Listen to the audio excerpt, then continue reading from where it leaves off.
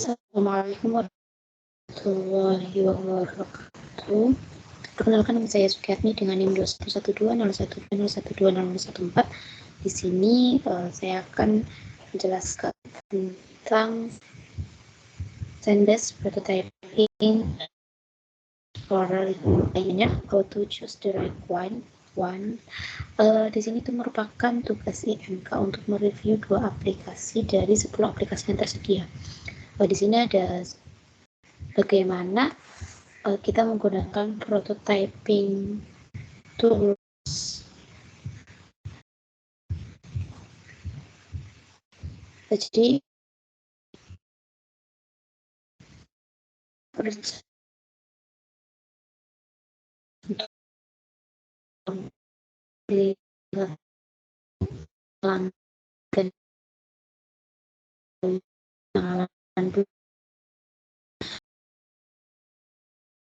kemudian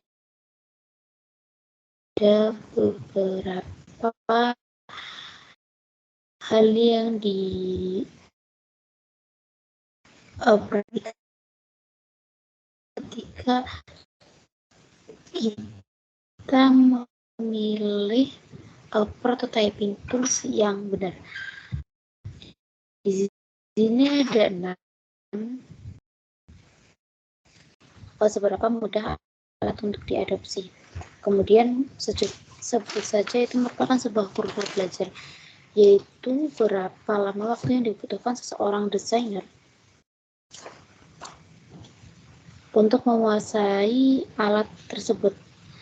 Kemudian yang kedua ada sharing atau berbagi. Pada kolaborasi ini merupakan kunci untuk desain. Kemudian pemeriksa untuk seberapa cocoknya kerja Teams dan alat ini itu harus menyediakan kemampuan kolaborasi bagi banyak orang untuk sinkronisasi satu sama lain. Kemudian untuk poin yang ketiga ada usage atau penggunaan. Hal lain yang perlu dipertimbangkan ketika memilih alat prototyping itu merupakan seberapa cocok dengan proses desain yang kita buat dan alat lain yang biasa kita gunakan. Misalnya jika kita mendesain menggunakan Photoshop, Illustrator, atau Sketch, alangkah baiknya kita itu jika perangkat lunak prototyping itu dapat langsung menggunakan file yang dihasilkan oleh aplikasi ini tanpa mengharuskan kita mengekspor aset secara terpisah dan kemudian membangun semuanya dari awal untuk menciptakan interaksi.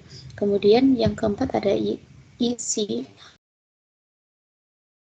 of use and kemudahan penggunaan dalam menggunakan alat prototyping itu sangat penting bagi desainer untuk menghemat waktu dan membantu meningkatkan output.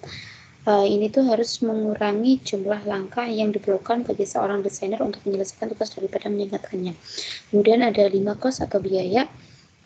Ada banyak alat prototyping di luar sana yang banyak diantaranya dengan fitur khusus, tetapi ada masalah juga dengan alat ini bahwa tidak sesuai dengan anggarannya. Karenanya kita harus berhati-hati saat memilih alat dan tidak dibutakan oleh fitur-fiturnya. Kemudian yang keenam ada fidelity atau kesetiaan. Untuk prototype itu, apakah kita hanya memerlukan mockup, tata letak aplikasi, atau memerlukan sesuatu yang mendukung lebih banyak detail dan interaksi yang kompleks? Untuk fidelitas rendah itu berarti dimana kita hanya ingin menguji ide tersebut, dan untuk high fidelity itu ketika hal yang paling penting adalah desain visual, animasi, dan interaksi mikro. Kemudian di sini ada beberapa aplikasi. Yang pertama ada InVision. Di sini saya akan mereview aplikasi Webflow. Kita lihat dari segi harga itu ada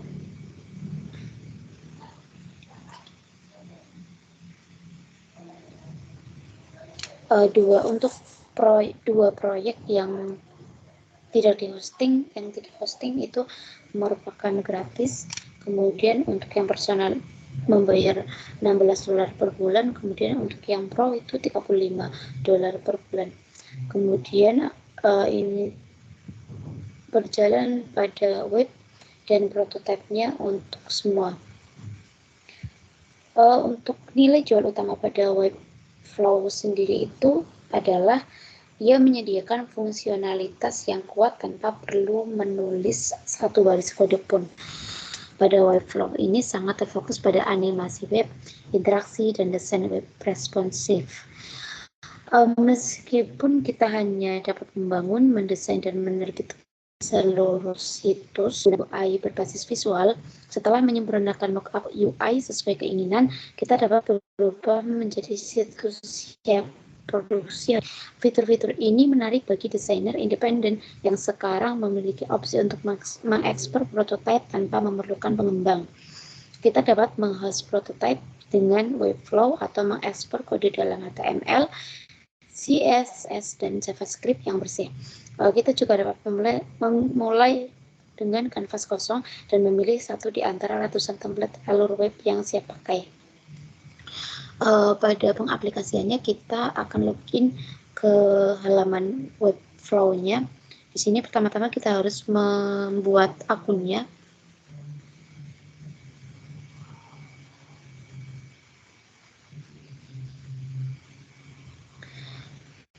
Kemudian tampilan pada Webflow sendiri itu seperti pada layar. Di sini ada untuk add element dan banyak menunya. Di sini kita coba untuk menggunakan di sini ada elemen pada beberapa intersection, container, grid, columns, kemudian ada basic. Dan kita scroll ke bawah ada typography, CMS media, forms. Jika kita ingin menggunakan manual, kita bisa memasukkan beberapa templates elemen yang ada di sini ke dalam blank page ini. Kemudian di sini juga sudah disediakan layout otomatis. Kita bisa memasukkannya drag and drop saja ke sini. Di sini sudah tersedia, kita bisa mengcustom seperti apa web yang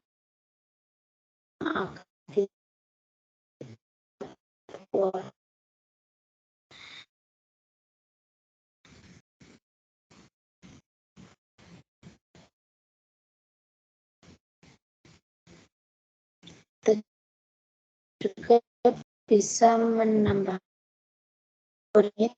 bisa menambahkan pada menu di atas itu kayak kita gunakan nanti.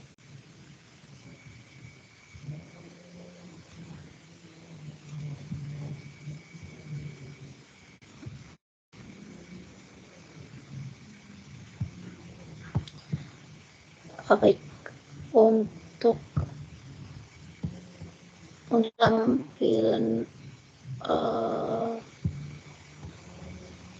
tampilan awal pada Webflow.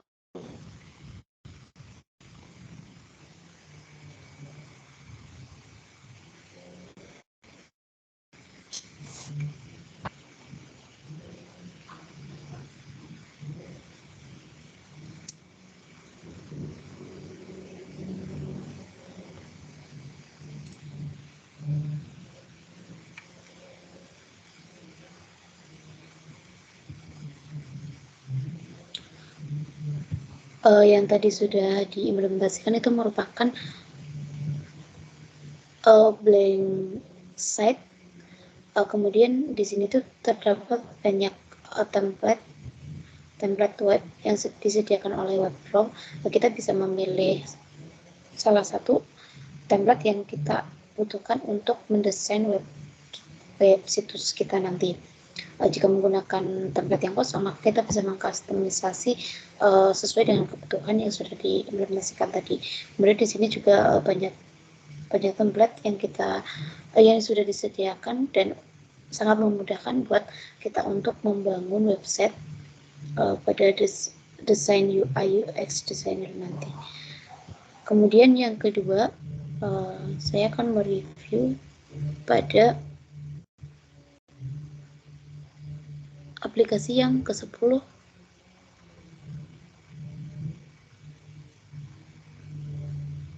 yaitu Balsamiq Mockup. Untuk dari segi biayanya sendiri itu ada 30 hari percobaan dan uji coba gratis 30 hari. Kemudian aplikasi web itu $12 per bulan. Untuk penggunaan tunggal $89. Untuk lisensi volumenya itu bervariasi berdasarkan jumlah pengguna. Berjalan pada web, terus OS X, Windows, dan prototype itu untuk web, iOS, Android. Di sini tuh kami akan mengakhiri daftar dengan alat prototyping kuat lainnya yang disebut dengan Balsamiq Mockup, yang merupakan mereplikasi kecepatan dari kenyamanan membuat Mac di atas kertas,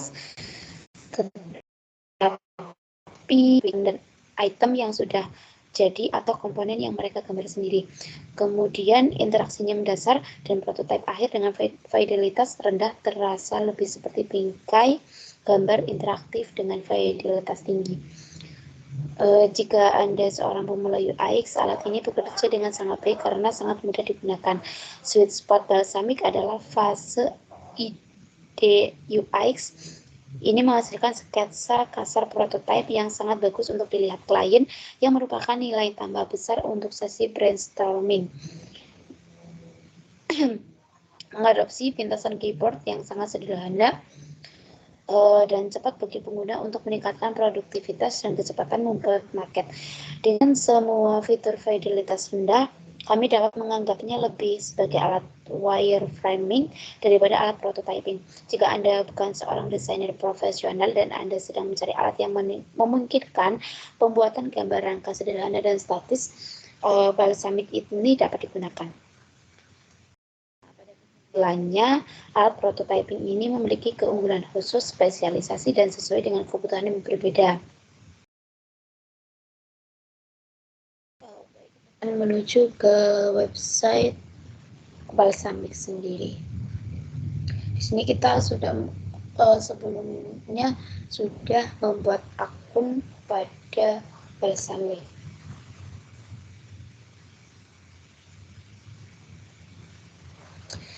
Tampilan pada Balsamiq sendiri itu seperti pada layar. Di sini banyak toolbar yang disediakan dan juga terdapat beberapa template yang dapat kita gunakan dan sangat memudahkan kita untuk membuat sebuah website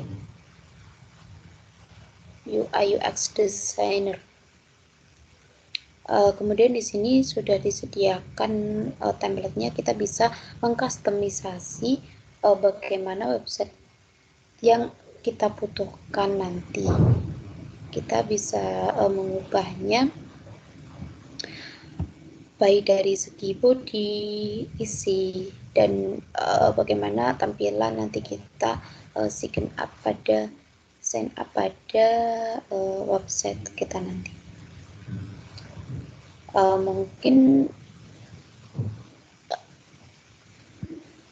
Mungkin dua website UI UX designer yang sudah saya review, Webflow dan Balsamiq. Cukup sekian, jika masih ada kekurangan mohon maaf, dan cukup sekian saya akhiri. Wassalamualaikum warahmatullahi wabarakatuh.